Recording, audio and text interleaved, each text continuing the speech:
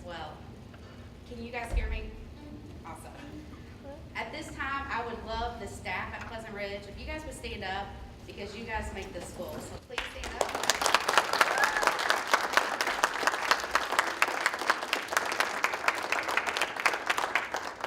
It's because of your dedication that we're able to be here. Our vision.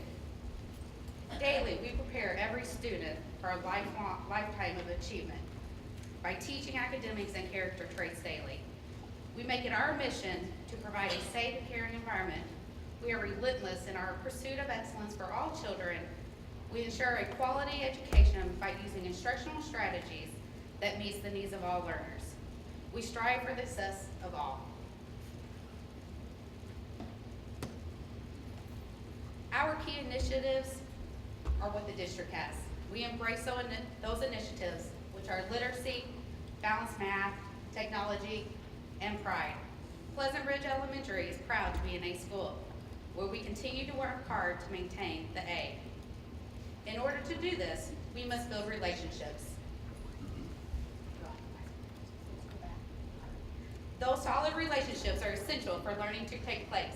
The staff goes above and beyond to develop these relationships by having lunch with their students, playing chess during lunch, tutoring students before and after school, and dedicating numerous hours to the after-school activities. We also meet monthly at McDonald's for our McTeacher Night.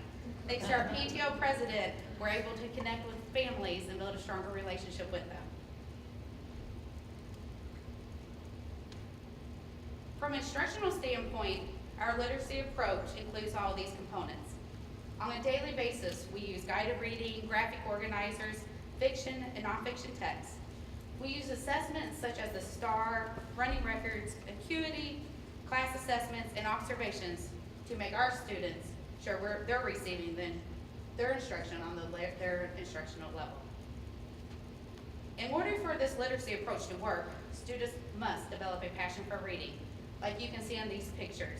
The teachers are innovative in creating their excitement for learning. They use the flashlight reading, the buddy reading with the stuffed animal. They buddy cross grade level and create this excitement for learning. You can see from their faces on the top picture, they are excited about books. That excitement is what leads to lifelong learners. Once the passion and love for reading is ignited, students will become natural, curious learners. Math.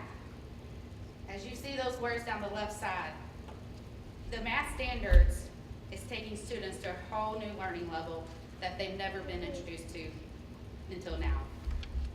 There's 8 mathematical processes that require students to reason abstractly, construct viable arguments, critique the reasoning of others, build mathematical examples, and use tools, especially the technology-enhanced tools. This can't be taught by lecturing to students. We must be engaged daily in activities to teach these skills. Students must practice decontextualizing math problems. They must extract those numbers from the real-world problems and work mathematically to find the solution. We try hard to make math practice instruction engaging, relevant, and fun for our students.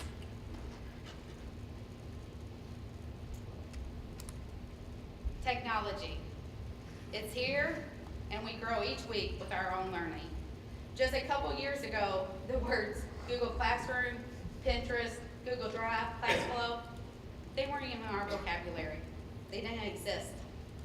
But like the quote says, you never change things by fighting the existing reality. To change something, you must build a now model that makes the existing models obsolete. And that is true with technology and education. As educators, we must understand that we have to embrace the technology because our old strategies and resources are now obsolete.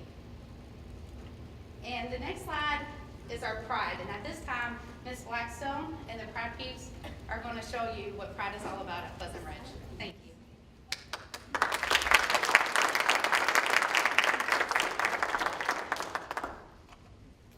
Hi, I'm Dallas Edwards and I'm part of the Pride Peeps, and today we are going to show you what pride means to us. And let me introduce you to our Pride Peeps. Of course, I'm Dallas Edwards. I'm Washington Jones, and this is Seth Martin. I'm Haley Woods. I'm Julian Koenig. I'm Alex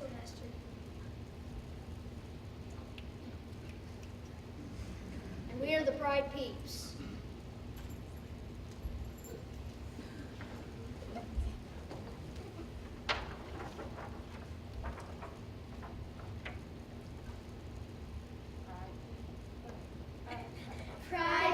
Pride Peeps, what do you see? We see P-R-I-D. Now will you teach me?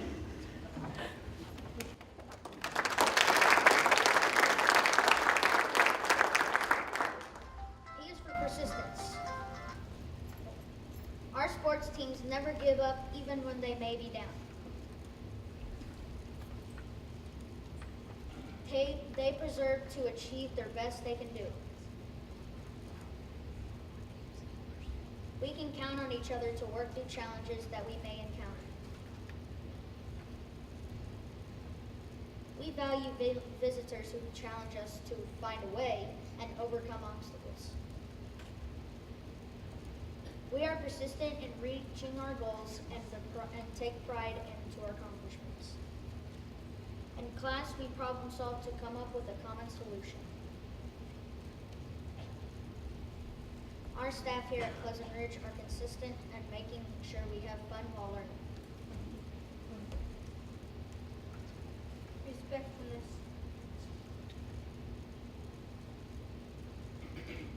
Students respect the equipment in our classrooms. In the lunchroom, we are considerate of others and respect our cafeteria. We even carry our respectfulness skills out in our community. Students are well-mannered while our teachers are reading or giving a lesson.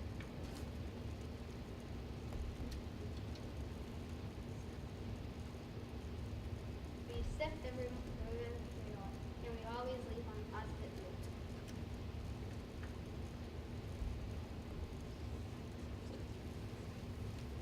Initiative.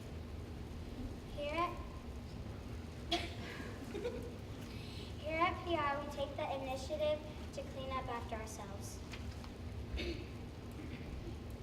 We use the skills we have been taught to think critically on our tasks.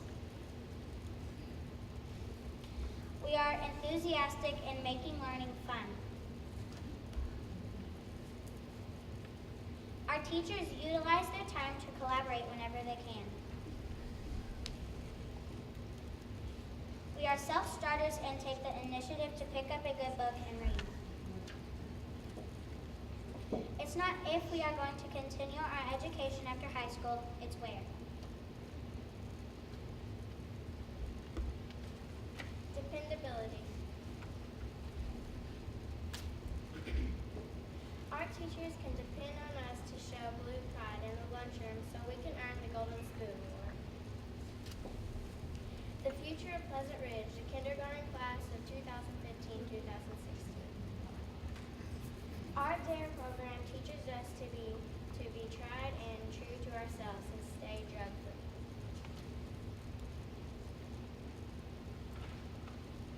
We can depend on one another to lend a helping hand. We use teamwork to better understand what we are learning. During even the stormiest of weather, we can rely on our custodians to keep us safe.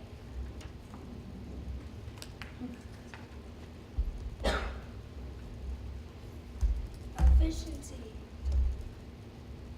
The buses are always punctual in getting us to and from school.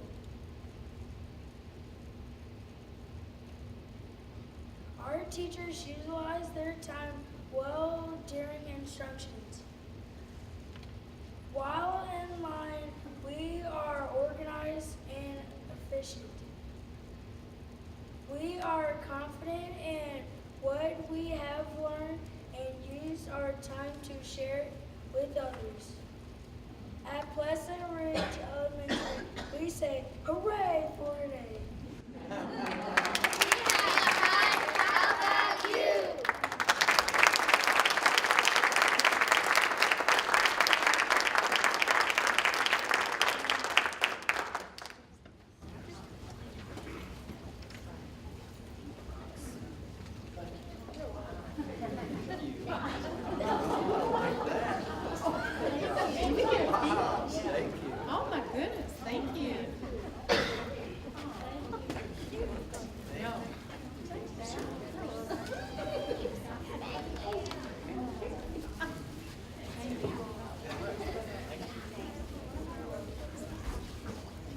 Board, while they're distributing those great-looking peeps, just wanted to say that every time I have the opportunity to come and visit Pleasant Ridge, how impressed I am by not just the staff, but for their commitment to our children, but to our kids themselves and how they conduct themselves on a daily basis. In this Pride program that was presented to you tonight, I really think that they've ingrained it in their own behaviors during the school day. And so Pride is more than just a slogan. It's really about how our students demonstrate those character traits on a daily basis. And Sarah, to your staff, and to all the parents here, just so proud of everything that you're accomplishing. And there's not a better reflection of what Pleasant Ridge is all about than these students. So thank you so much.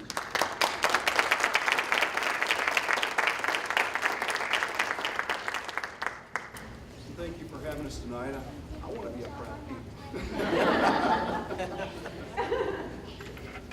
All right, we'll go ahead and get started. And Renee, I apologize. I think I jumped ahead on roll call. So if you would, if you'll join me for the Pledge of Allegiance.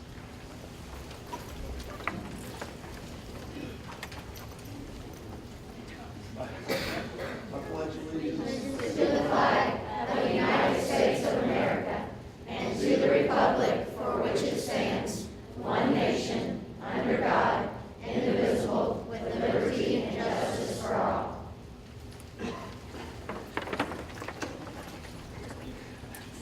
The next item is the approval of the agenda. Do we have any changes tonight? I think you all are down there somewhere. Motion to approve as presented. All right, thank you, Ms. Gibson. Second. Thank you, Mr. Hall. I'm sorry, second. Mr. Hall.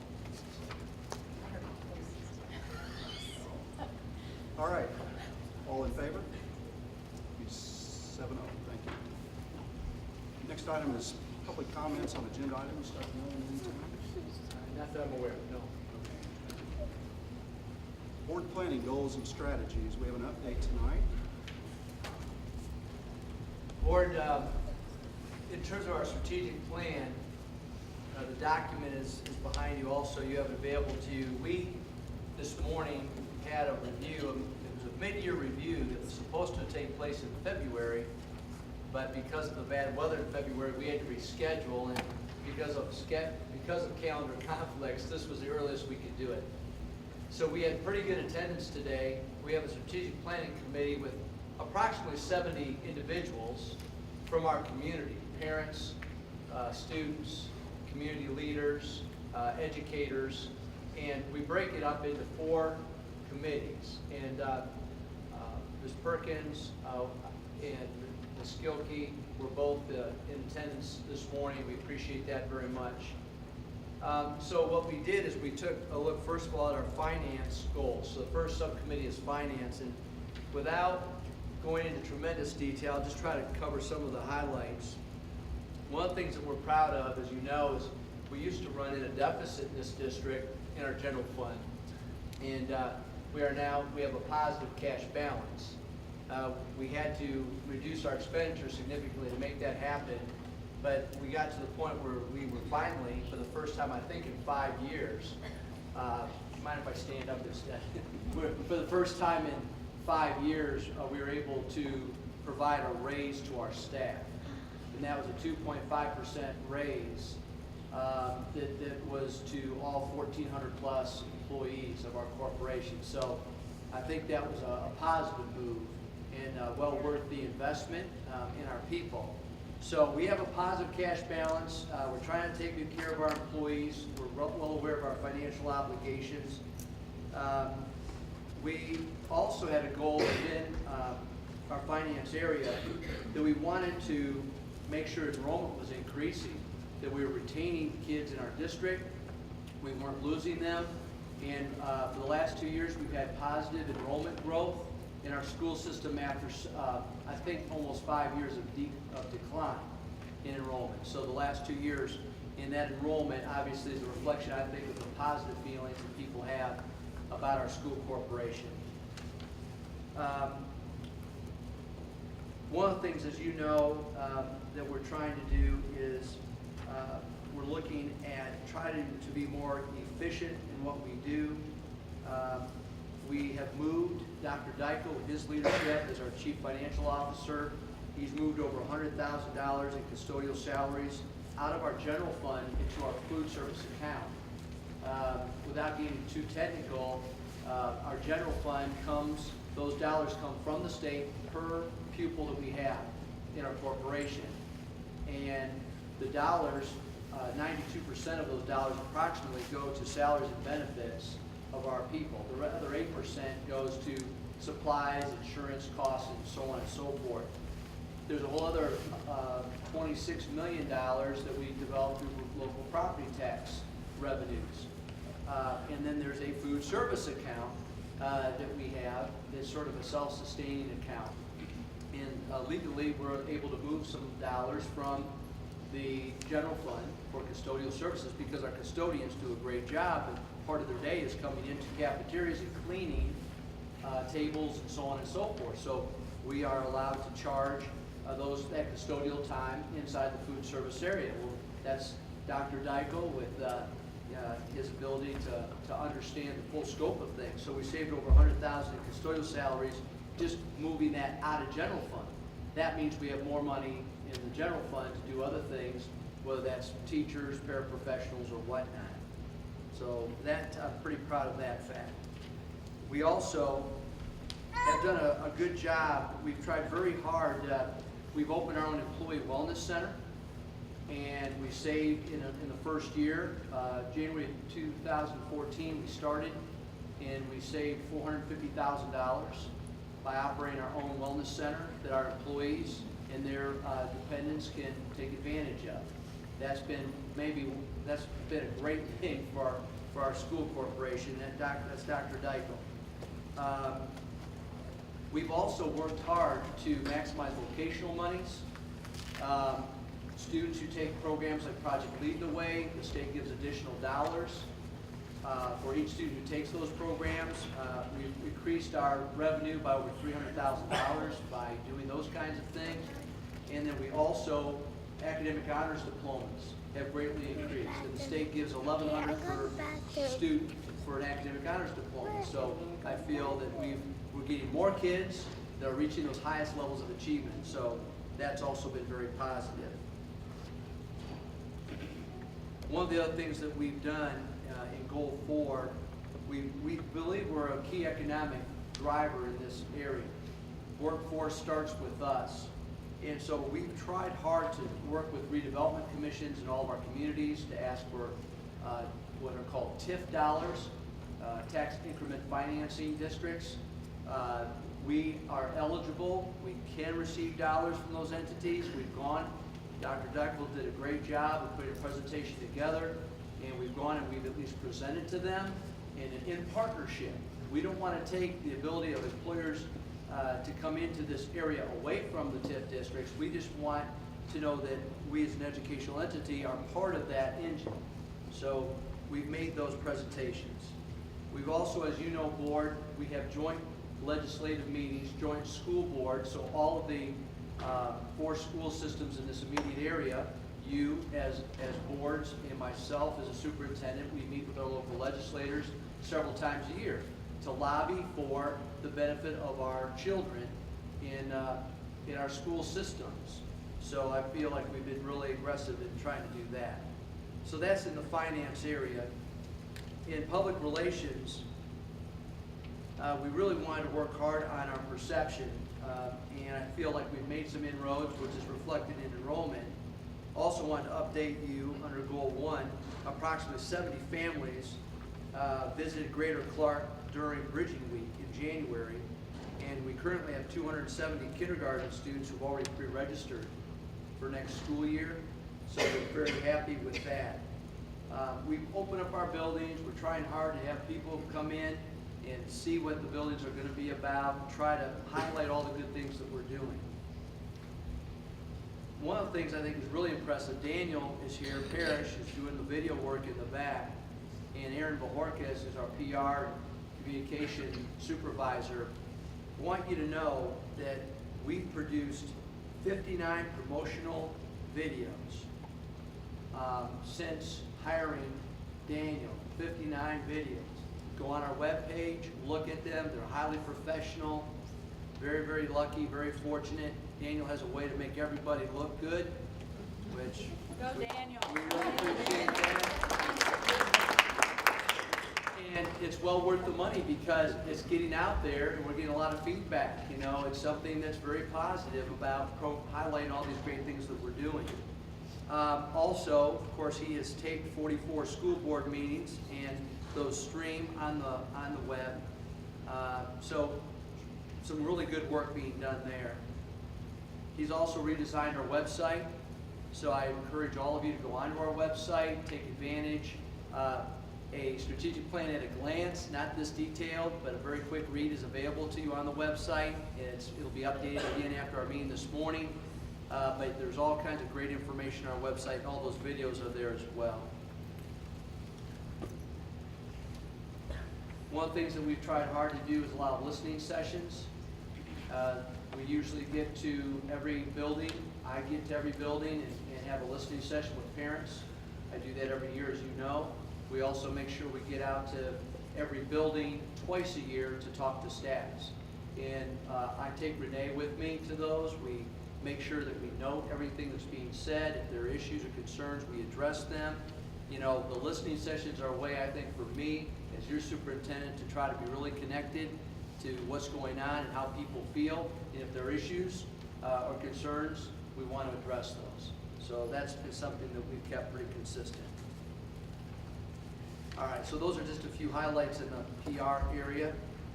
In the facilities and technology, as you know, a big goal was to implement a one-to-one program, and we've done that. We are continuing to try to grow that program. Now, a lot of our kindergarten through second grade students and teachers, they ask, when are we going to get ours? We're looking at how do we build a sustainable way to provide current technology to all of our people. Our teachers and certified staff receive these Dell venues that are very nice. Most of our teachers and principals had computers that were 6 to 8 years old.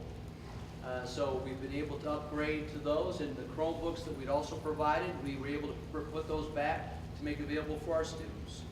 So we're constantly looking for how do we keep our technology current, and I feel really good about at least the direction we're heading in there. We've created e-learning coaches that go out and help support our teachers in our district. We have 3 of those.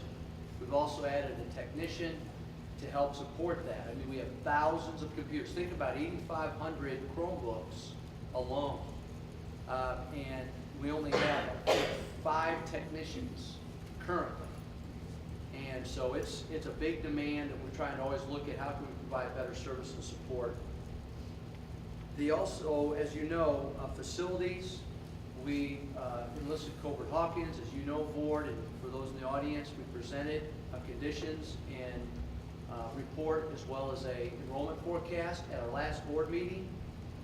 We have facilities, elementary schools, middle schools in particular, that are all in need of some form of work, renovation, replacement, etc.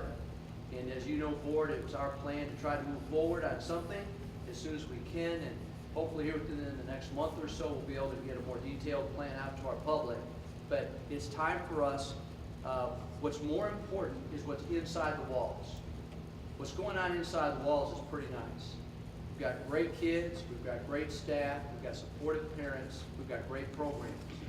But most of our buildings are very old. Most of them were built in the 50s, 60s, and 70s.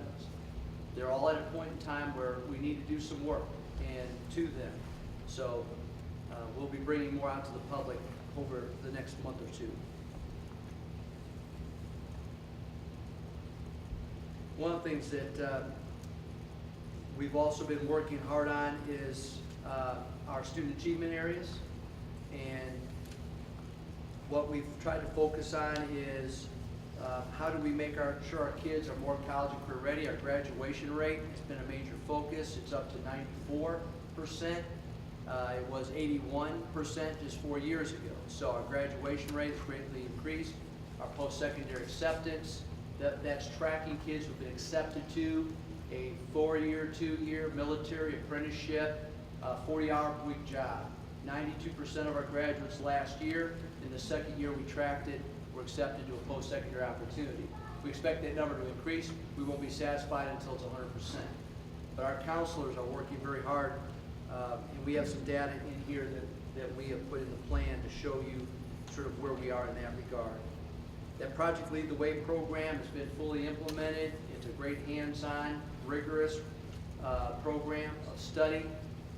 It is tremendous. It's been popular in middle schools and high schools. We're even looking at implementing a computer science program for Project Lead the Way, which is going to be very much needed for next year. One of the things that the board we've talked about before was 21st Century Scholars. And I am happy to report to you that our people have worked extremely hard. We, in terms of the amount of students that we've identified who are eligible for the 21st Century Scholarship Program, and again, those are kids that financially meet certain criteria, and if they're able, and they have to be identified by the end of their 8th grade year, and if they meet certain academic and behavioral criteria through their high school years, they will earn a 4-year scholarship to any Indiana public college or university. And I'm happy to tell you that our percentages of eligible families is leading Southern Indiana.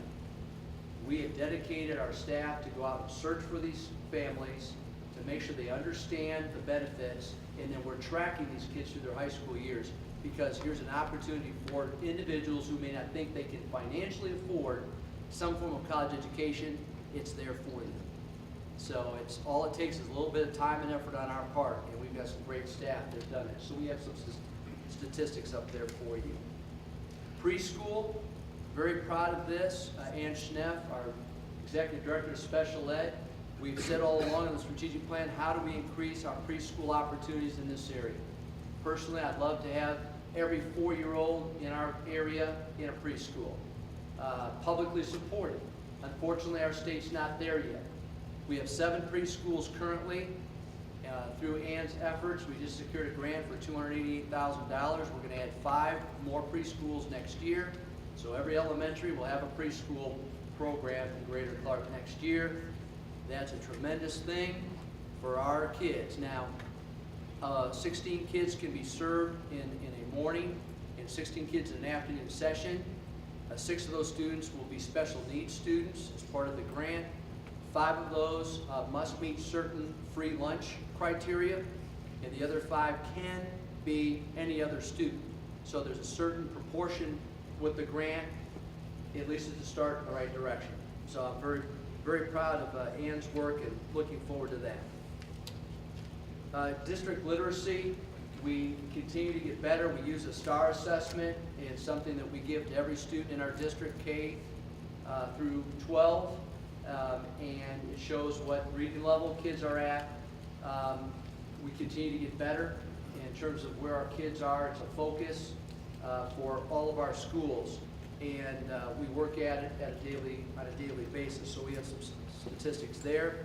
Our impact program, we serve thousands of kids daily during the school day, providing individual attention through our impact program. Mostly it's like a 30-minute period of time in our buildings. We identify kids that are low-level readers. In particular, they may also have some behavioral concerns. We put them into specialized intervention programs to help them. We can't always count on their ability to come to school early or stay late. We can count on while they're here. Let's give them the help they need. And so there's some data there, and that'll be updated as we end this school year. I'm proud to report that the amount of highly effective teachers continues to increase based upon our pretty comprehensive evaluation program. And at the end of 2013-14, we had 29% of our teachers were highly effective. That's a very rigorous program. And 69% were effective. Only 2% needed improvement. And I'm very proud of our teachers in and their efforts to continue to work hard to get better every day, and our administrators for doing the job they need to do to help coach our teachers to continue to improve their effectiveness. So I feel that we're moving in a good direction there. I think one of the last areas is multicultural. Due to Dr. Hartledge's efforts, we have secured a prominent national speaker for our opening day. He is a African-American gentleman, a principal out of Philadelphia, very successful. He is somebody that will be coming to speak to us on opening day to help talk about our main focus of our district, and that is on relationships. And the fact that we need to focus every day on where every student is coming from, be sensitive to their backgrounds and their circumstances, help them to overcome whatever those challenges are in their lives. I feel we do a great job of that in this school corporation. Relationships are what it's all about. So he'll be a great speaker. And the other thing we're going to do through the multicultural advisory that we have is we want to do home visits next year for incoming kindergarten, 6th graders, and 9th graders. We want to have our teachers in each of our buildings.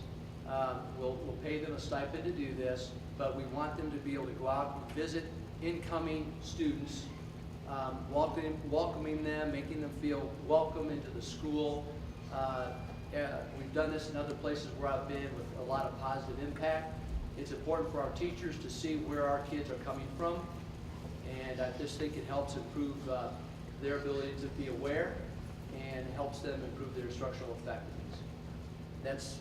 There's a lot in that plan, and I tried to keep it relatively brief. If you have any questions about it, this drives our district. So I think we're moving in a good direction. We still have a lot of work to do, but we'll continue to work hard for it. Thank you, Dr. Mellon. Any questions, comments for Dr. Mellon? Okay. All right, thanks. Next up is policy review, Neola policies. I think Ms. Lewis is going to take us through that. Thank you and good evening. I do want to let you know that this week we are uploading into your Google Drive, your Google Documents, the 3,000, 4,000, and 5,000 series in the Neola policies for your consideration and review. The zeros, the 1,000s and 2,000s have already been uploaded. Some of you have had the opportunity to go through those and make some comments and suggestions. They have been the first reading already. This is just your notification that the next 3 sections have been loaded or are being loaded this week. You may notice that there's some questions for some of our administrators that are still listed on the policies. Everybody's just working their tail off to try to get them reviewed and ready for the upload, and I appreciate everybody's efforts. We've had Donna Mullen, she's been out doing a lot of recruiting here lately and doing career fairs, and she hasn't had the opportunity to finalize some of her work on the policies, but we're getting there, we're excited, we're moving forward. If you have any questions or comments after you review them, you can let me know. So that's where we are, moving along. Any questions for Ms. Lewis? I want to take a minute as well to thank all the students that came in tonight to do just a wonderful performance. And normally what happens is we release the parents at some point in time, so you're welcome to, if you don't wish to stay around, you're welcome at this time to leave, and thank you so much for lending your students to us tonight. So you're welcome to stay if you like, but we'll give you an opportunity and apply.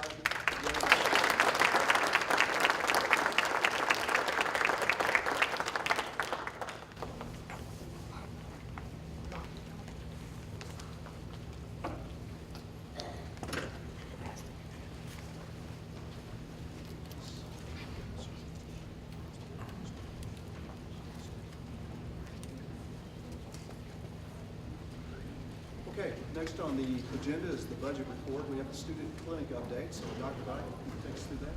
Yes, as you see, our clinic has been open since October 20th of this year, right after the fall intercession.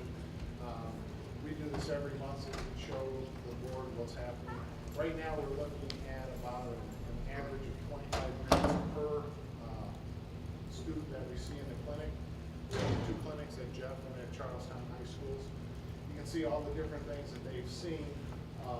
some of the things that we're trying to do is, well, one of the things, we've seen an increase in March, even with the spring break, of students going to the clinic, which is good. The majority of our students are requiring medication. At the high school level, if they're a high school, they'll get generic medicine from the clinic. If they're middle school or elementary school, they'll just get a script and it'll go home with them. We're still seeing flu and strep, although with early treatment, those students will be able to return to school sooner than anticipated. And we've seen a slight increase in elementary age students. We are still trying to promote this as much as possible. One thing that we've done, we've handed out flyers to kindergarten, for the families coming in from kindergarten. Handouts are posted throughout the schools. Calls are being made home to families of students that have called in ill to provide them with clinic information. So we're doing a lot of things to promote it. Next year we'll actually have an approval sheet on the registration, so when the child is registered for next school year, the approval will already be on there. So that's something we're trying to do. Overall, it's working out pretty good. So, any questions? Thank you, Dr. Dykle. And next, I guess, is the fund monitoring report. Yes. I know that's real And good luck, Dr. Deck. hard to see. I don't even know if my clicker's going to go that far. Anyway, I'll go without it. Some of the highlights in April, we're showing the big increase in the expenditure for the 2.5% raise retroactive. So we'll see a big expenditure coming out in April, and then we'll feather it out through the rest of the year. We're looking at our cash balance dropping to about $1.6 million from $2.5 million to $3 million. So that's the major thing there. Next one. There's nothing really in debt service. And these are all on our website. If you want to go to the Greater Clark County website and go to the business department, you'll see not only our budget posted on there, but you'll see these cash flows and you can take a look at them. Send me an email if you want to know more about it. I'll be more than happy to talk to you about it. Looking at capital projects again, the big increase is in April for technology and professional technology and building acquisition and construction. We're notified what our tax caps will be, so we'll just adjust that on the next month in May. We'll show what the tax caps are going to be taken away from each of our funds. So right now, we're projecting a $304,000 cash balance in capital projects at the end of the year, but that could change. Transportation operating fund, this is the one I'm really concerned about. Last year, we were $163,000 in the red that we had to take out of the rainy day fund. We're looking at their 2.5% going in April, so they went up some money too. Right now, we're projecting $117,000 in the red in transportation. So again, we'll adjust the tax caps and then we'll present next month what we think the actual negative number will be unless we do something drastically. Bus replacement fund. This is for our contracted drivers and also for our buses that we buy. We're showing a positive ending year balance of about $36,000. And then the rainy day fund, we have some loans that we borrowed for Project Lead the Way for equipment that we need to pay back in June. And we're still at about $3.5 million in our rainy day fund. So, any questions? We're doing good. I just have to get that general fund cash balance back up. Questions for Dr. Dykle? Thank you, sir. So we have an update for the Aramark quarterly update. So Ms. Turner, welcome. Thank you. Good evening. Thank you for having me and getting the chance to tell everybody what the fun and exciting world of food service is coming to. We've had a lot of good things going on here lately, so I'm just going to highlight the most, I guess, prominent ones that we have.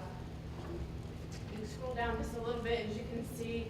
I'll touch here in just a little bit about our Iron Chef competition that we had here at Charlestown High School at the end of March. So I'll touch on that just a little bit, but just wanted to highlight that our two teams that went head-to-head, which was our food service team and our third period nutrition and wellness class from Miss Cassidy's classes at the high school.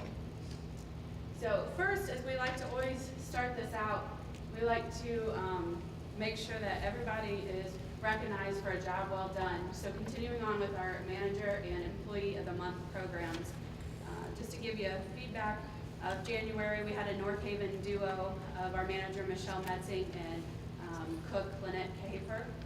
February was Spring Hill's manager, February's manager was Spring Hill Peggy Jameson and New Washington Middle High cook Emily Rainey. And then for March, our manager was Jonathan Jennings, Cindy Boston, and Charlestown Middle School, Luann Hurt. Just a nice little compliment there of these 6 people. We have 46 combined years of service within these 6 people. So it's a great testament to us here at Greater Clark County and the longevity of our employees. Also, the secondary fuel promotion that we run in our middle school and high school buildings. This is basically to keep new menus fresh and not to get the kids having the same things over and over again. So you can see some pictures. In March was probably one of our most successful fuel promotions, and it was all about dipping sauces. So on the far right there, you can see we had things such as sriracha ketchup, peppercorn parmesan ranch, a tzatziki sauce, a buffalo blue cheese, a chipotle barbecue, and a sour cream horseradish. So as you guys all know, chicken tenders, chicken nuggets are great things to dip in those sauces. So it was a very positive promotion. We got a lot of great feedback from our students on that. One of the promotions that we did in our elementary schools was kind of the end of February and the beginning of March. We wanted to run it for a full month. And unfortunately, we had a little bit of snow come during that time, so we had to kind of work around the calendar a little bit. But we encouraged our elementary students to get fit. And so what it was a 4-week cycle where every morning, afternoon, at recess, whatever the case may be, however principals wanted to run it, the kids got up and they actually did exercises somewhere in the school. So my dietitian and I also did it, and we found out that it was quite hard to do 3 minutes of jumping jacks. So it was a learning experience for us, but our kids took it in stride. The winning classes that had the most participation, they got to either choose their menu for a day, or they got to do a special treat. So we had some schools that wanted to do fresh berries or watermelon, or Papa John's was a popular menu day. So we allowed the kids to have a pizza party for the winning classes. So it was a good thing to promote. Just a note from the dietitian, Amanda Veneman, she's our registered dietitian. She partnered with the Wellness for Life during the Biggest Loser Challenge. And what she did is she held a couple workshops to have our employees that are part of this Wellness for Life program come in. She talked to them a little bit about healthy eating, kind of an eat this, not that type of a thing. So our employees here at Greater Clark were able to utilize her and her experience with being a registered dietitian. One thing that we continue to climb every single year is our catering sales. As you can see, we're already at 93% of last year's sales. So that is a great way to keep food sales within our district. Jump Rope for Heart was another thing. This is our second annual Jump Rope for Heart that we partnered with New Washington Elementary School. And during their health classes or PE classes, they went to the gym and did a series of exercises. And then we had a little booth off to the side where we did assorted berry smoothies. We wanted to show the kids just an area where they can maybe not do a milkshake or not do a soda or something to that extreme. That we proved that fresh fruit can be a positive way to fuel the body after a workout. So it was a fun experience. Kids were very inquisitive about everything that was put in the smoothies, and I had a lot of kids actually tell me that after last year they went home and did it with their parents. So that was a great example of our kids taking things home and doing that too. Just a little touch on EcoSure. This is a third-party food safety company that we actually partner with Aramark, and they come into our building. So this is on top of our local health department audits as well. They come in and they just do a more thorough, audit of food safety and sanitation, employee hygiene. So we're really proud to provide the most quality food and have our employees be good hygiene, practice good hygiene, I guess it was. So then we also completed our student viewpoint survey.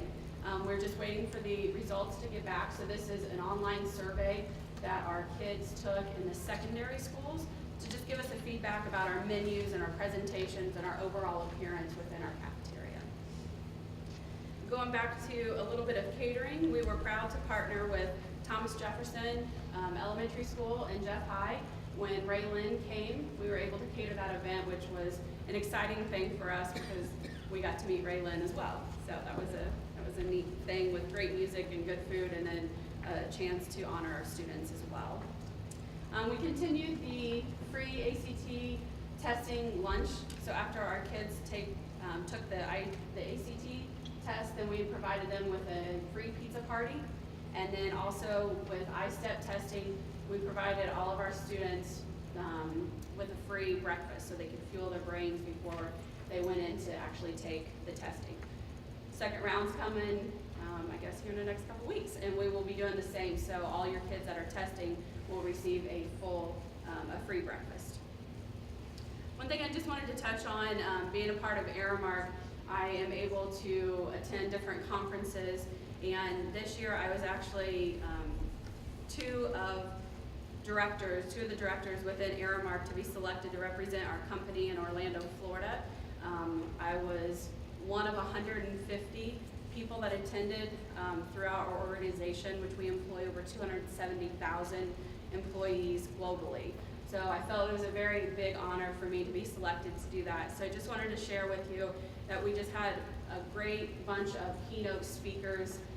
We had Sally Smith, the president and CEO of Buffalo Wild Wings, that talked to us about literally starting Buffalo Wild Wings in a little shack in Cincinnati, Ohio, and then growing to the global chain that they are now. On the final day, we also had Diana Nayad, which is the person that swam from Florida to Cuba. And if you guys ever have an opportunity to listen to her speak or see something on the internet, she was awesome. I wish we would have started the week off with her because she was just so motivating and really persevered through a lot of things that I didn't realize that she would have to do. So, next thing we had a food service review, and this is a state administration review. It happens now once every 3 years, and when this is for the state to actually come in and they will look at things like our menus, our nutritional analysis. They look at our production records just to make sure that we're following the federal guidelines to make sure that your students are getting the fruits and vegetables that they're supposed to get, the right amounts of proteins and grains and dairy every day. Within my 9 years of Aramark, I am so proud to say that our food service staff here at Greater Clark County had 0 findings. And I was so proud that I attached in your guys' newsletter the actual letter from the state, because that's the first time that we've never had any findings. And so I can attest that my food service staff has really worked hard to get that going. So I'm very proud of them and the work that they do. And then just wanted to touch base on the school lunches around the world. It was a big thing on social media and kind of out in the news. And again, I attached this for some pleasure reading for you guys. And basically it talked about all the different, ethnicities, the different cultures, the different cuisines around the world, and it showed how glamorous all these other countries were in their school food service. And then it showed a clip of America and what we serve our kids and how poorly designed these meals was. This article here, it proves differently. And for us here at Greater Clark, I can tell you that that is not anywhere near what we're serving our kids. So you can see a little picture of one of our meals one day, that, we have fresh fruits and vegetables every single day. We have grains and proteins and dairies, and the kids can get unlimited fruits and vegetables that they want. So this article just proved that we here in America are doing good things, and it's not as negative as what social media says that it is. And then finally, like I said, I just wanted to touch, I'm very proud about our Charlestown Iron Chef competition. This competition was brought to us from the Team Nutrition grant that we applied for, and we were awarded $1,500 to put towards healthier eating habits, better lunchroom practices. And so Ms. Cassidy and I put our heads together, and we wanted to recreate the famous Iron Chef competition. And so with the help of Daniel, we were able to actually live stream it. So hopefully everybody got to take a chance to look at that. And we learned a lot through the process, but it was great. Our chef here at Aramark, he and our food service team at Charlestown High School took on the student team at the nutrition and wellness team at Charlestown High School. And in the end, the food service team did win, but just by a few points. And what we are actually going to do is we're going to feature both of those menus on May. So I'm opening the idea to look at the May menu. The kids came up with a Mexican cuisine, which was chicken fajitas, did a great job, very flavorful, and they met all the guidelines. So they had sodium requirements, they had total fat, saturated fat, sugars. I mean, they had to meet all the guidelines that we face in food service. So that is on May 6th and May 7th that we're going to be menuing those 2 days. So we're really proud of our student team. We hope that this takes off, and we hope that this can be an annual competition. So that's all I got. So thank you very much. Are there any questions? Questions from Ms. Turner? Please pass on our congratulations to the manager and the employees of the month. I sure will. Congratulations to you for being able to represent Aramark at Moore High. Thank you. Appreciate Great job. it.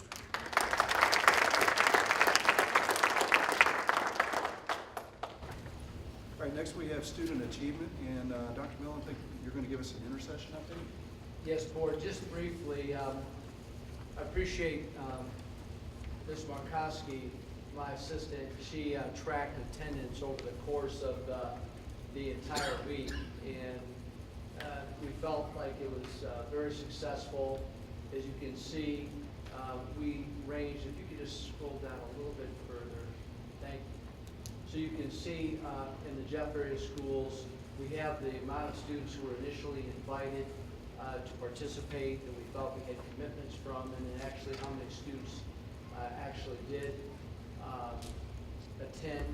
And at the end of the day, you can see we had 1,100 students on Monday, a little over 1,110, I believe, the second day, 1,080 Wednesday, 1,019 on Thursday, and just over 1,000.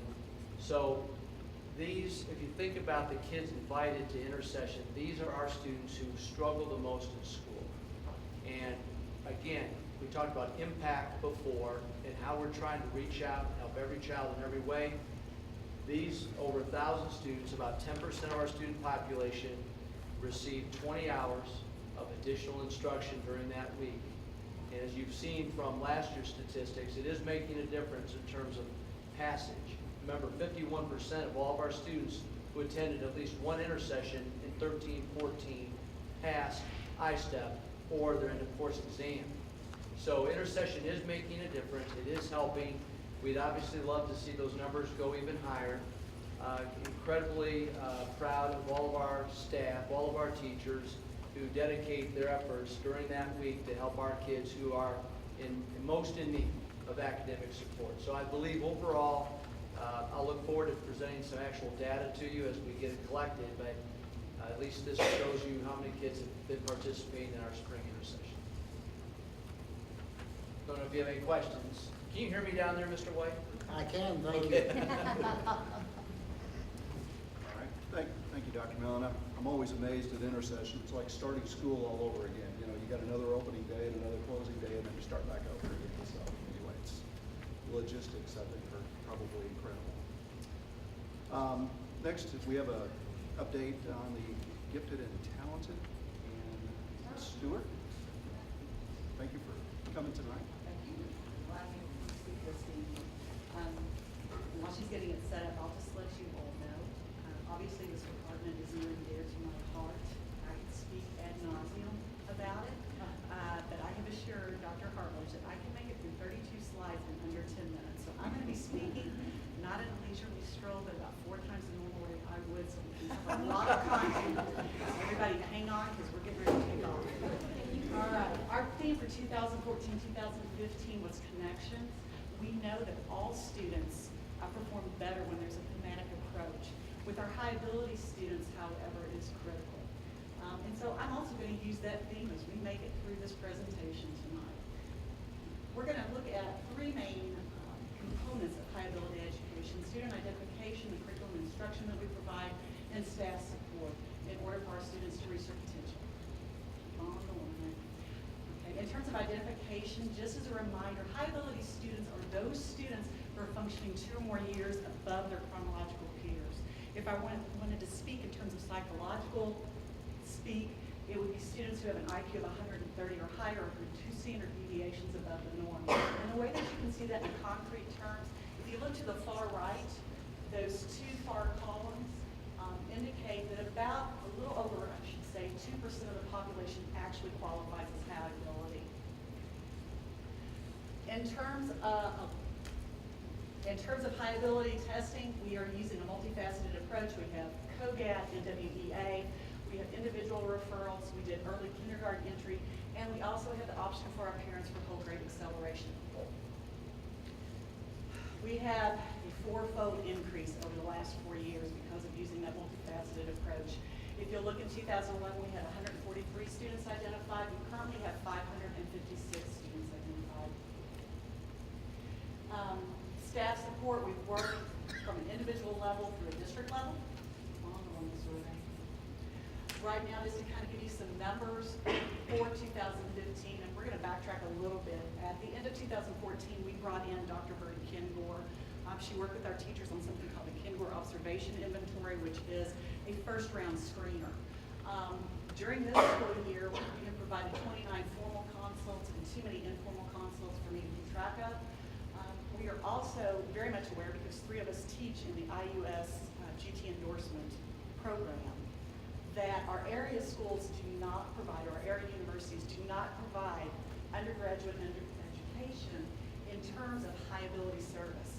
So our teachers come in, our brand new teachers come in with absolutely no background. It is reserved for graduate studies only. And so we're working with IUS in the Block 3 presentations. I put in 6 hours, 3 hours in the fall, 3 hours in the spring, with the teachers who are coming in to work in our buildings. We provided NWEA training. God love our kindergarten teachers. Whoever was here from PR, you can get through all the faces over there. They went through that. They were wonderful. They administered it just with great finesse, and just so positive about the whole experience. Next to last is the MAC Leadership Workshops. That stands for the Muhammad Ali Center, and we are so proud of this. This helps our high ability program stand out. We are blessed to have a benefactor, Robert Armstrong. His 2 sons are in our high ability program. They could afford to send their kids anywhere in the state of Indiana that they want, but he went through public education, believes in it. Over the course of the last 4 years, he has donated $10,000 each year, more than $40,000 in total. And he gave us 2 criteria, understanding that there's absolutely no federal support for high ability programming and very limited support at the state level. But the 2 criteria was the money had to be spent directly for high ability and advanced program students, and he wanted it to have a leadership or executive function, a pride, college and career type focus, because as an employer in this area, he recognized that our students, not just our students, but the general population, this generation coming up, lacks those problem-solving skills and lacks the social interaction skills that we've seen in previous generations.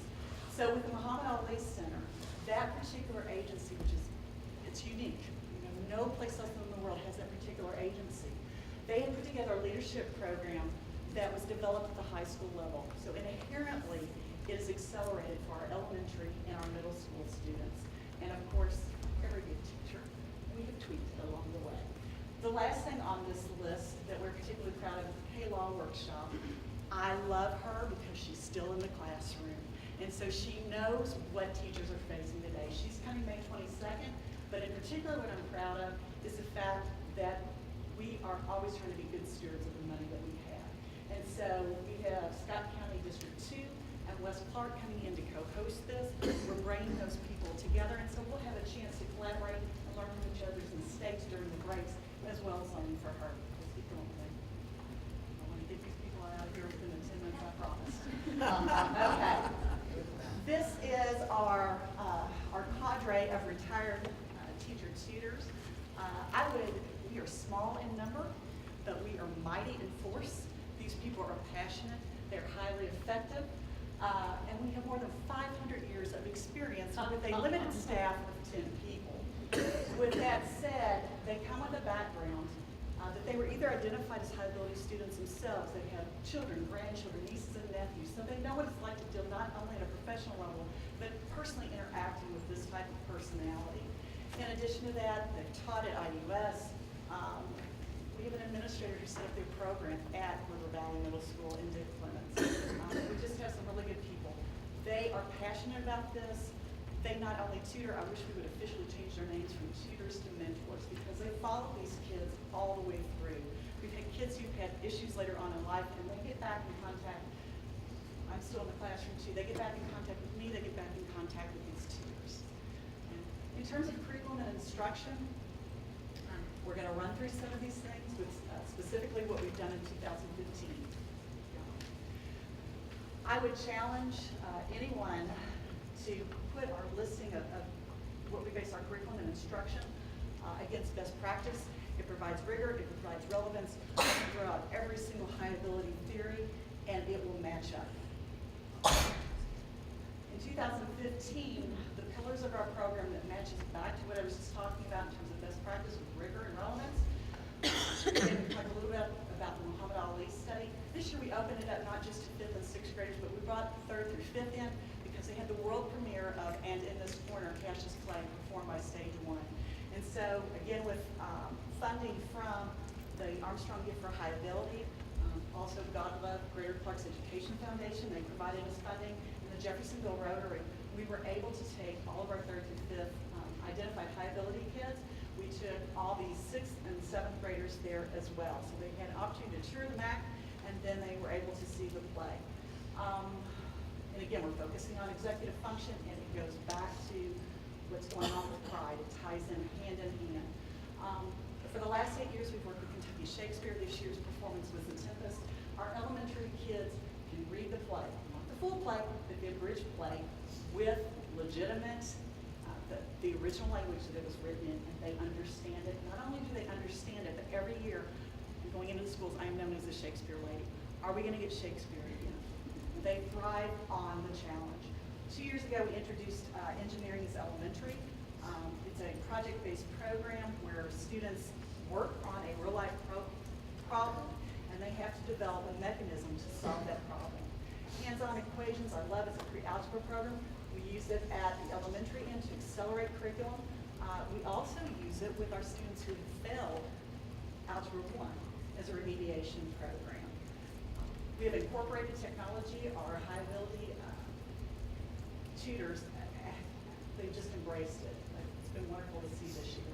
And of course, we're working with our students on SAT vocabulary development. We have guest speakers and seminars. The seminars are what I fondly refer to as our field trips on steroids. We spend the entire year preparing our students to go on this trip, and then we spend the rest of the year following up to make sure that that information that they have gleaned applies to their current life and helps prepare them for when they're going in for scholarship interviews, even as 3rd and 4th graders. First and foremost, though, we want to have joy in there. But along with that, we're doing preparation for here's what you are able to do. We have so much belief in you. We are taking you through Shakespeare as a 3rd grader because you're ready for it. We're taking you through Algebra 4 because you're ready for it. And I have to say, again, kudos to the staff here at PR and to all our schools who've embraced allowing us to take their kids out of the classroom during that time to work with them. In terms of events counts, I personally scheduled 109 small group and whole class events outside of us doing the pull-out programming. This goes back to the Muhammad Ali Center, and again, in lieu of time, you guys have that. But I love the quote from Marcel Parent, who's the education director. Teens will find their voice one way or the other. We seek to influence that voice in a positive manner. And down at the very bottom, you can see it, is that not only do we want them to find something to be passionate about, but we reinforce if you want to be more effective in what the cause is that you're passionate about, you need to have the credentials to back it up so people are more willing to open the doors to you and to listen, and that entails you kid are capable of getting a college scholarship and landing that four-year degree or going on for that master's or going on for that doctorate degree. Fifth grade studied respect, that's what our goal is. Sixth grade studied dedication. Seventh grade was confidence this year. We would love to be able to expand this, but like everything else, when you expand it, it requires more funding. And so every year we're having to seek out ways to supplement the money that we received from the Armstrong Gift for High Ability. Let's keep going. Some of the guiding questions that our students experience, and again, keep in mind these are third, fourth, and fifth graders. This is not your middle school. But we want them to look at the historical context of the things that have taken place in. So if Muhammad Ali were in his prime during this time, how would things have changed? And the kids right off the bat, man, he would have made use of Twitter. He would have been social media savvy. He would have been just as influential. They may not agree at all with his decisions, and that's one of the things we open up with. You may end up hating him, you may end up loving him, but you're going to have to support it with the primary sources. And either way is okay, because I'm not trying to influence your decision one way or the other, but you're going to have to back it up. And at the end, does the end justify the means with what he was able to accomplish? Would you have done the same thing in this situation, facing the circumstances he did? We had a lot of independent research. You can see students were able to choose different projects. Here you can see the little girl in the middle was studying the 1960s. A big part of this is also to work in collaboration and become resident experts. And what's really cool, you see the multi-age grouping there. We have a second grader there who is actually leading a fifth grader. Just a shot from the seminar day. Again, we have embraced technology. We have the kids have blogged about this. They've been given many choices of how are you going to respond to this, to show me that you've learned about Muhammad Ali and to show that it's impacted your decision making. Are you going to act on what you believe in? So we've had blogs, the kids have learned to do how-tos, Google presentation, Google Doc. If you go to our website, really proud of that. Kids can start preparing for 2015, 2016. There's Quizlets on Romeo and Juliet. There's information on Lewis and Clark, which is going to be living feature next year. Again, we try and bring in guest speakers. The lady who's in the middle there is Avery Shear. She is ABD in marine biology. She's 2 more years to finish her PhD. She comes back every year and she works with our kids over spring break. And then you have Daniel Parrish on the side too. He happens to be an alum and spoke to our kids as well. As y'all know, we have the most fabulous parents in the world. 2 of our students went home and talked to their dad about what they were learning about respect, and he said, you know what, that's really important in a chain of command. He talked to him and he offered to come in and do a simulation in an emergency situation, how important respect was. The last seminar of the year, the students went to the Kentucky Museum of Art and Craft. They're going to be competing against not only schools and other school districts on this side of the river, but especially with that bridge opening up and just in the fact that we are in a global economy. These kids are going to be competing against kids who can afford to go to places like Collegiate and Kentucky Country Day. And it's part of their everyday rigor that they are exposed to things like the Masters in Arts. Our kids, they get a crash course in it for the last seminar of the year this year. They looked at the Masters, they learned the terminology. And what they had done was they were, throughout the year, think about in the lines of Muhammad Ali. In order to achieve your goals, you have to come up with certain steps. What are the steps you're going to need to achieve what you want to achieve? Think about 4 years, 8 years, and 12 years down the road. And so if you look to the far right-hand side, you can see that the kids did self-portraits. And in the clay, so making it more concrete, this little girl wants to pursue a doctorate in science. And so she knows how many years. We've talked about, for example, kids who want to study engineering. If you want to go to engineering and you want to be in this area, you want to go to Rhodes Hall #1, Purdue #2, and UofL #3 because that's where the employers are going to go. That's who they recruit from first. And so the kids research those universities before they went there. Shakespeare, again, is having that vocabulary, being in those scholastic interviews in order to get those scholarships at the university. That we want them to be able to reference and to recognize when one of those recruiters throws out some of those terms. The kids studied The Tempest. They study it, they acted out. PR's own Debbie Atkins, that's our retired tutor there. She happens to be an entrepreneur. She is actually internationally known for porcelain dolls. And she brought in her own materials. She had the students create the characters for the play, and they're putting on a puppet show using the porcelain dolls as a follow-up. That was their choice for this particular school. Hands-on equations I absolutely love. I have to tell you, the person who put it together, Dr. Henry Morrison, is the male version of the Devil Wears Prada. He is very precise about how things are to be taught and instructed, and it works.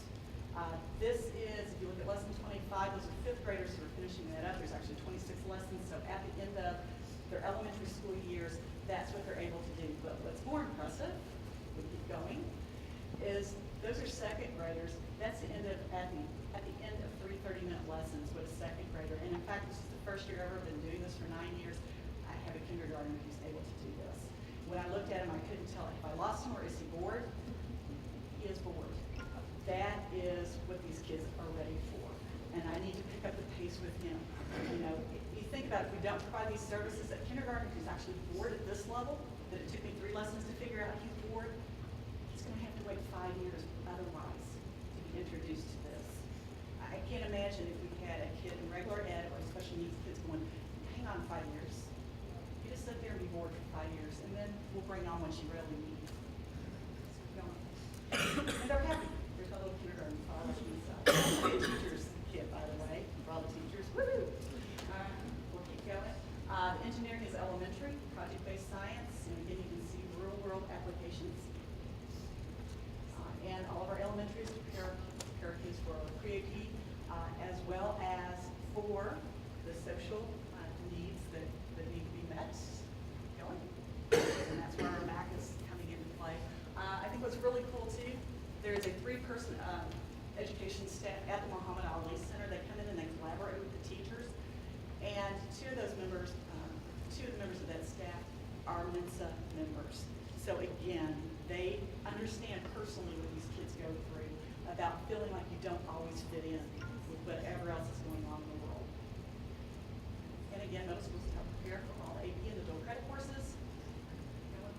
Again, 2015-16, Romeo and Juliet is on board. You're going to see Lewis and Clark. And that applause is for Daniel, because he has allowed me to hawk his services and trade this year, bless his heart. He is putting together some video clips for the Fraser, which we can also use for educational purposes, and they are trading us for 2 full field trip admissions for our high ability students. He's also doing the same with Kentucky Shakespeare. So that's awesome. That really helps out our budget. Last slide that I'm going to talk about, and pray I made it in under 10 minutes, is that whatever happened to that quiet, smart kid in the last row, this is Scarlett Herod. She grew up in the Parkwood neighborhood. She went to Parkwood Elementary School. She was a latchkey kid, single parent family, free lunch. And actually the full interview on the GT website, she came back and she volunteered for a year, and I got to know her, and we've stayed in contact. And so when I said, hey, I would like to interview you and put your story on the website, she agreed to it. And then I said, you're going to be my golden child of this presentation. Because she called the elementary programming, being pulled out that 1 to 2 times a week, her golden ticket. Those are the times she said she got to interact with other kids who were like her, so she did not feel, quote, like a freak. And those are the times that she was really challenged, and she had to learn that if she didn't get something right off the bat, it was okay. She didn't have to be perfect on everything. She learned her work ethic.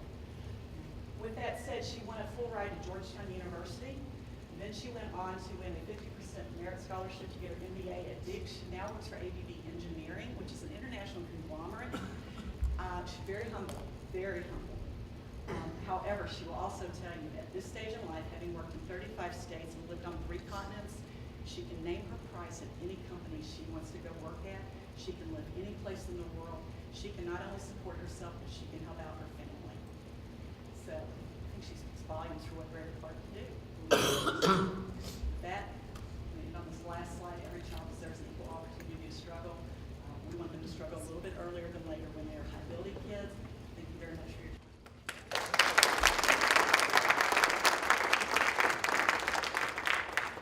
Thank you, Ms. Stewart. All right, we'll move into the consent agenda. I have 6 items tonight. We'd like to take all those together. So moved. Second? Okay, I think that was Ms. Perkins. Thank you. And Ms. Gilpin, second. Questions, comments? If not, all in favor? 7-0. Ms. Gilpin, would you be the honor of doing the gifts to buildings, please? I'll be very happy to.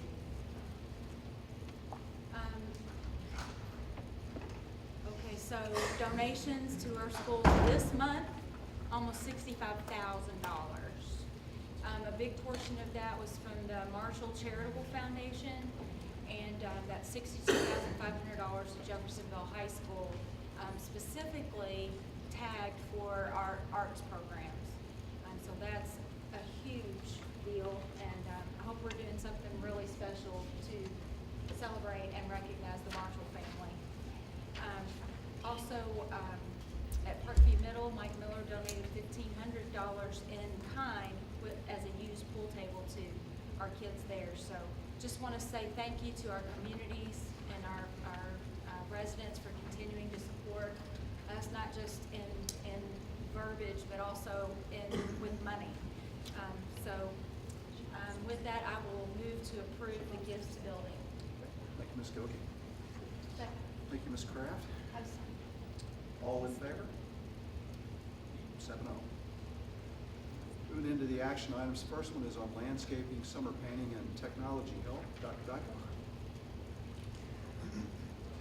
Yes, since May 2010, we've been employing painters during the summer months to prepare and paint various locations within the corporation. We would like to continue that practice along with hiring employees to complete landscaping projects also within the corporation. These positions will be posted internally for current staff members to be able to apply for summer work. We also plan to hire students to help in both endeavors. This will create financial savings for the corporation. Listed below are your costs for the positions. 2 foremen at $13 per hour times 8 hours times 40 hours a week is $8,320. 9 painters, again, would be at $33,120. Landscaping costs, 6 students at $10 per hour would be $19,200. And then we also have the technology. We want to hire 2 technology students. This is the first time we're doing that, so we're asking permission for all 3. Thank you, Dr. Dykel. I'll make this too.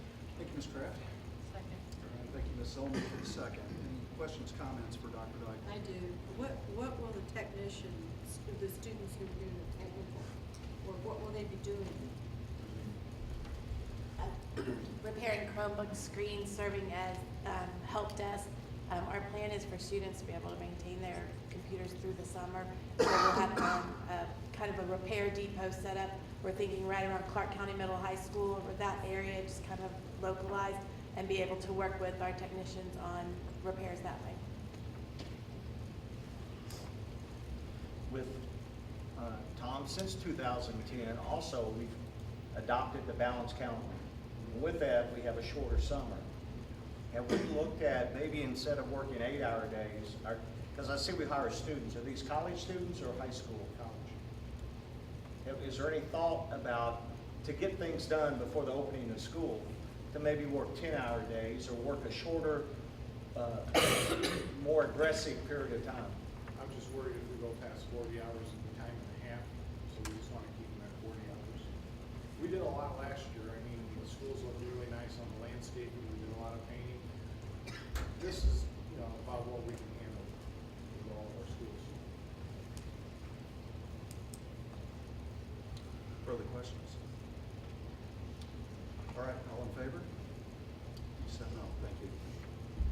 Next is the waiver from the implementation of protected taxes. Yes, this is the second time we're asking you for this. Governor Pence signed House Enrolled Act 1062 into law, stating that a school corporation can submit a waiver on our protected taxes, which are debt service and pension debt.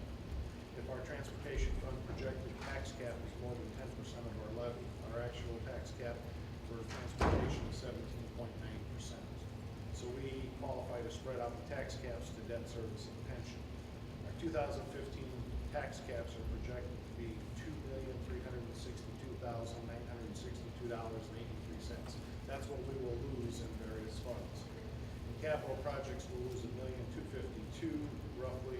Transportation, $874,000. Bus replacement, $236,000. Doing that would really decimate those three funds. By approving the resolution tonight, we're able to spread the tax caps among all five funds. And this is how it would affect them. Debt service would lose $827,000. Pension debt would lose $141,000. CPF capital projects would lose $732,000. So it would save capital projects $500,000 roughly. Transportation would lose $519,000. So that's $350,000 in transportation would save. And then bus replacement would lose $141,000. So that's another $90,000 that they would save. So we're asking permission to proceed with this resolution. And the resolution is attached. Thank you, Dr. Knight. Do you have a motion? So moved. Thank you, Mr. Hall. Second. Second. Ms. Gilkey. Questions, comments for Dr. Dyke? It's a shame we have to spread it out so we lose less. Don't most school corporations fall within, above the 10%? No. No? New Albany did. They're at 8.6, 8.8. So they don't get to spread all So of they're theirs not out. eligible to spread it out.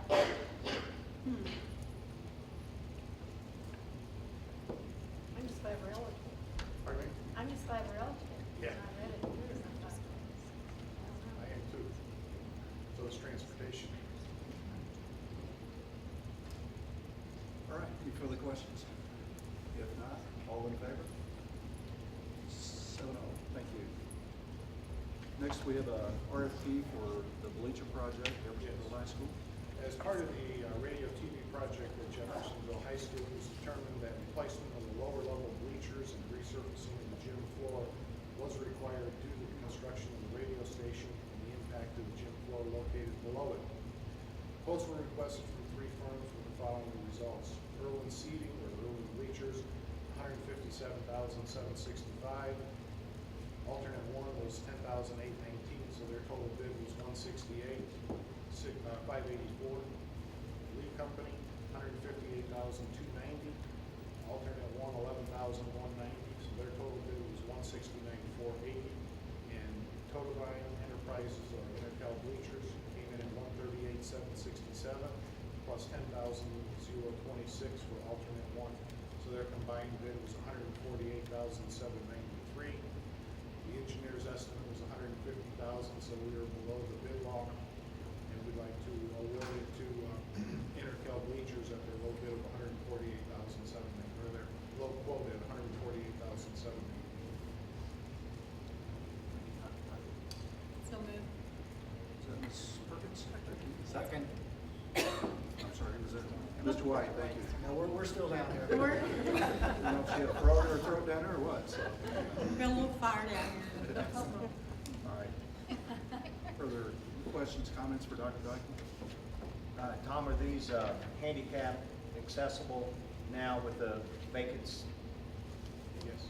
Is it going to clean up the scores bench area at Jeffersonville High School where it's been very crowded and congested, where the score timer sets and the team set? That was part of it. All right, and which is the south end? Is that the 4 rows? Wouldn't that be the east end? But I guess it's a small section at that end. It's a small section. They called it the south end. Okay. Further questions? All in favor? 7-0. Thank you. Thank you. Thank you, Dr. Dyke. Next is the 2015-2016 revision to the school calendar. Board, you've already approved the 15-16 school calendar. However, with the last 2 winters and losing more days of school than we anticipated, the thought was that we, beginning in next spring of 16, during that intercession week, that if we had to use makeup days or snow, that we would use that intercession week.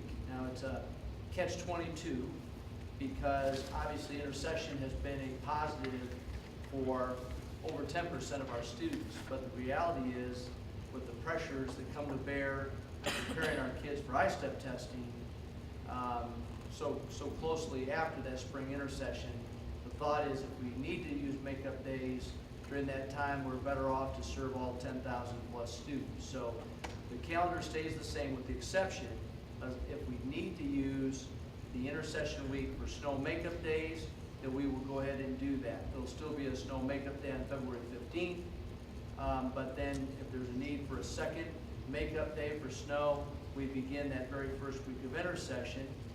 And if we had to use any days during that week, we'd cancel intercession. The reason being is that the transition time logistically that it would take to try to go from having 10,000 students in school like on Monday and transition to having 1,000 or 1,200 in school on Tuesday, between transportation, food service, we would need more time. We need at least another day to get our people ready to go.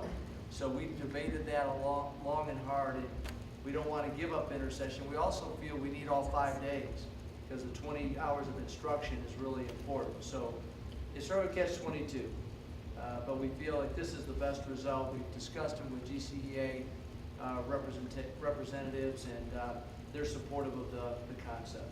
So I'd recommend approving the calendar as revised. Motion to approve. Thank you, Mr. White. Second. Thank you, Ms. Kraft. Questions, comments for Dr. Dykle? We all need to pray for Dr. this. Mellon? Sorry, Dr. Miller. So we have 3 built-in snow days before we go to intercession. Is that correct? What's the pecking order in days we're going to use? It'll go right in chronological order. So February 15th will be day 1, snow makeup 1. Then we go right into that intercession week for 2, 3, 4, 5, and 6 days, okay? And then we go into the 2 days in May. So we actually will have 8 snow days built in during the regular school year. Remember last year, we went deeper. We needed even more than that, but we also have days built into the calendar in June. We still keep graduation where it's set because we want to make sure we don't ramp up right against that commencement. So commencement stays where it is. So if we lost 3 days in January, we would be going to school then on President's Day and the Monday and Tuesday of that week in March. Correct. So we would still have a week and a half of spring break, but intercession would be canceled. Correct. And the other thing is we worked with, looked at New Albany Floyd. They've made the decision also to use that second week as spring break week for them as well. We wanted to make sure we were lining up with them. And we've talked to the other school corporations about the same thing. So we have a lot of staff members that may live in Floyd County and work here, so we thought it would be important to match those up. And we've talked to West Clark as well about this, although they've not made a change yet. Ms. Kraft, did you have a comment? I'm sorry. I just said we just got to pray for no snow. I'd appreciate that. All right, no further questions? All in favor? 7-0, thank you. Next item is the acceptance of the preschool grant. Last but not least, and very good news, which you already know about, so just what I'm asking you to do is accept the $288,000 grant that we received from the Family and Social Services Administration. That'd be the easiest presentation you've ever heard, isn't it? I'm not even talking about speech today, okay?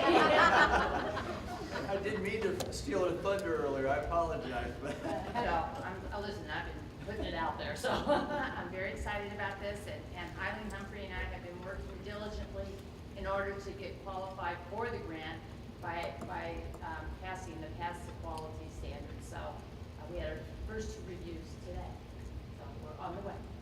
Thank you for So your I hope you comments. accept this. I think we might. Have a So motion? moved. Second. I'm sorry, who was the first? Ms. Ms. Perkins, thank you, and Ms. Gilkey, Ms. Gilkey was second. Any questions, comments? All right, all in favor? Be 7-0, thank you. Thank you very much. All right, thanks. Just keep getting this momentum. Let's see, we don't have anything on the discussion items tonight. Any reports or requests, Mr. White? I have none, thank you. No, thank you. Ms. Zillmer? No, thank you. Ms. Kraft? Mr. Hall? No, thank you. Ms. Gill? No, sir. Thank you. Dr. Mellon, no public comments on non-agenda items tonight? No, sir. All right, so we're to board comments, so Mr. White? Yes, I want to thank Mrs. Porter and all the staff, particularly those wonderful young adults, they're soon-to-be young adults that came up here. That was a wonderful way to welcome us, and I really appreciate that. Please pass that on to them in their classes tomorrow. Thanks for sticking it out with us. All of our meetings are not quite this exciting, but we appreciate you staying and seeing what we do at our board meetings. And I know it's been a long day for you guys, so thank you very much. Thank you for inviting us to be with you this evening. And the other thing I want to say is I had the pleasure of going to the theater at Charlestown High School, where some, I think, of your students were involved, and it was great. I love the theater, so keep it going. Oh, it's my turn. Wait, no, sorry. We still need to talk to the legislators about preschool program in Indiana. We need to have preschool program in Indiana, and the sooner we get that done, better. So thank you for your help, and thank you for the grant, but that does not solve the problem. We have more children that need to be in preschool. They have all been told, or my legislators have been told repeatedly, how the brain forms from 0 to 6, and how important it is, and are you getting that on TV? It's very important. Do something, all your legislators. Thank you. Thank you, Pleasant Ridge, great host, great job by the students. And this Thursday, the auto vocational department at Charlestown, out at the old Witten place, they're having open house 4 to 7, and they have a great program going on out there. Thank you all for staying so late, especially Miss Sarah, because we were at a 7:30 morning meeting, so I know she's had a long day because we both have been there. But I appreciate your perseverance and your commitment to the excellence of our students, and we thank you for having us. Principal Porter, thank you so much for having us. As always, it's always a great visit when we come up, and we appreciate all that you do and your staff. Thanks for being here tonight, means a lot to us. So, Dr. Mel? Just the last thing too, we thank the Pleasant Ridge staff for their hospitality. But also, just one mention about Susan Stewart in the High Ability Program. There was a lot of information she shared, but there's a lot of work that she does to make sure that we're offering a tremendous program to our students. And the opportunities that are there for them are outstanding. And it also shows the tremendous diversity of students that we have throughout our school corporation, because we have kids that struggle very much in various cognitive ways, behaviorally, on one end of the spectrum, and it works all the way up through to kids that are so intellectually gifted that sometimes school just becomes very boring to them if we don't challenge them. So it just goes to show, from a K-12 perspective, what a challenge we have on a daily basis to meet the needs of all of our kids. But again, it's due to the efforts of Susan and so many others that were able to do a good job there. So I want to thank you for that. And I also want to thank Renee for helping to coordinate the meeting up here, as well as also Daniel for what he does to set up all of his equipment on a remote basis. So thank you. All right, so we've come to adjournment. Do I have a motion? So moved. Thank you, Mr. Hall, and I think I saw a second from Ms. Zolman. So all in favor?